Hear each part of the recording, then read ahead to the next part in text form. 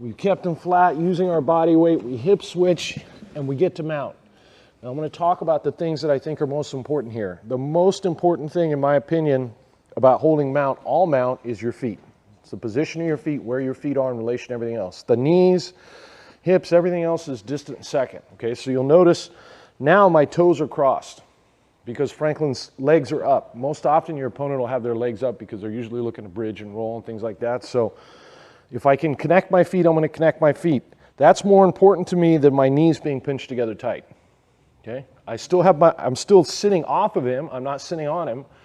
So my weight is still on my knees, but my feet are touching. Okay, elbows are in and my shoulders are slightly in front of my hips. So if he all of a sudden starts to push on my body or do anything like that, I have weight forward so I can stay on top.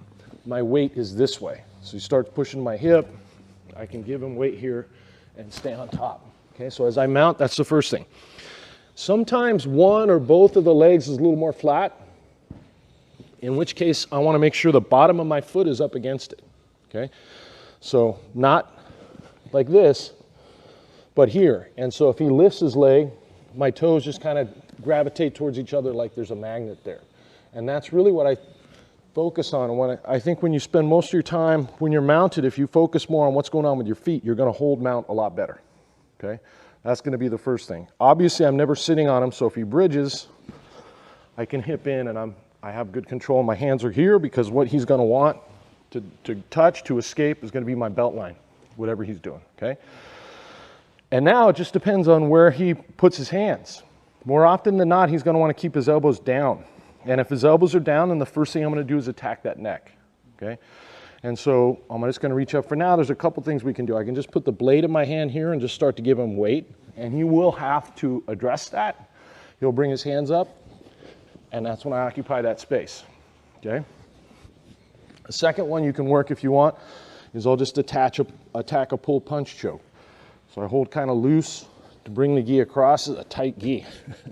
I'm going to have to take out some slack. Bring it across, and then this one just pulls. But again, it's mostly weight, right? So once I get a good connection, I mostly just shift my weight here. And again, he'll have to address that. Yes. And that's when I crawl up again. And as I crawl up, I'm still focused on keeping my toes touched. Or if your legs are shorter, or they're longer, bottoms of my feet up against his hip. Super important. The soles of my feet, right? And now I'm up underneath the elbow, and this is where I want to be. So once we get under the elbow, we can start to attack. So as soon as you mount, I want to make sure you put your focus on the hip, on your feet. Keep your hip off of him a little bit. If his hands are down, attack the throat with a pull punch choke with your hands. He raises his hands up to address it. Use that opportunity to take that real estate, and now we're here and we can start to attack. Okay, back and forth. Go ahead. Okay, guys, look here real quick. Can I borrow you again, Franklin? Let me spend another minute on that pull punch choke just to help you guys out with it real quick. Super simple choke, okay? So watch. The first hand has to take out enough slack of the gi so that his gi can go to the other side of his head, right? So this is a really tight gi, so it's got to be, I got to hold low, and I want to be here, right? If I grab here, I don't have enough slack, so I have to be able to get my fist across.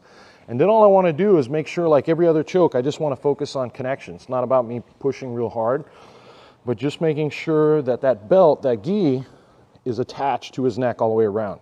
This one just assists by pulling down to take out the slack.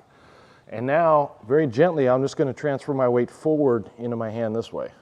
And that's it, okay? You can go either side, but you get the gi across, make sure it's connected, the other hand takes out the slack, and you transfer your weight, which is useful too, because again, I want my weight going forward, right? I'm going to go here and then shift just a little bit.